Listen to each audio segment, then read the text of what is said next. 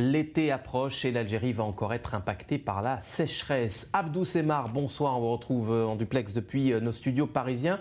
Alors on est qu'au mois de mai, Abdou, et le mercure est déjà au plus haut.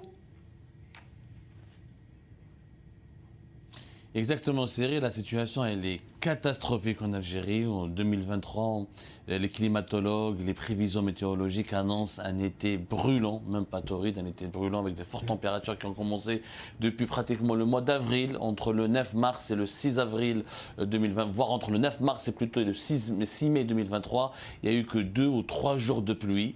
Les précipitations, la pluviométrie en Algérie devient très inquiétante. Selon les derniers rapports scientifiques, entre 1901 et 2021, ça a chuté de moitié. Le pays a vu une baisse de plus de 50% des quantités de pluie. La sécheresse ronge déjà des régions entières du pays. La production agricole, elle est impactée. Il y a surtout la menace des pénuries de l'eau potable qui pointent à l'horizon pour l'été 2023 et surtout les risques très très élevés d'incendies et de feux de forêt. Le pays est encore sous-équipé, pas d'avions bombardiers d'eau qui ont été encore acquis. L'Algérie devait les réceptionner de la part de la Russie. La situation est hyper inquiétante. Au moins 4 millions de personnes en Algérie sont exposées aux conséquences directes de la sécheresse, notamment dans les régions qui vivent du secteur agricole. Ouais, conséquences, vous le disiez, désastreuses également sur la production agricole de l'Algérie. Exactement, l'Algérie déjà a anticipé, elle vient d'acheter de grandes quantités de blé tendre, le blé tendre qui permet de fabriquer du pain. L'Algérie est l'un des plus 4 gros importateurs, pardonnez-moi, de ce blé tendre. La consommation du pain en Algérie, qui est un produit subventionné, elle est massive, elle est importante. L'Algérie a acquis pour pratiquement 600 000 tonnes, sa dernière acquisition ce mois de mai 2023. Le pays se prépare à une pénurie importante des produits alimentaires. Le pays produit du blé dur.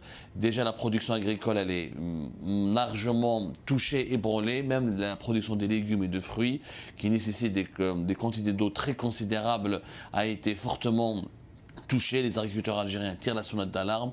Beaucoup ont demandé au ministère algérien de l'Agriculture des plans concrets, des solutions concrètes pour s'approvisionner en sources d'eau pour couvrir les besoins d'irrigation du pays.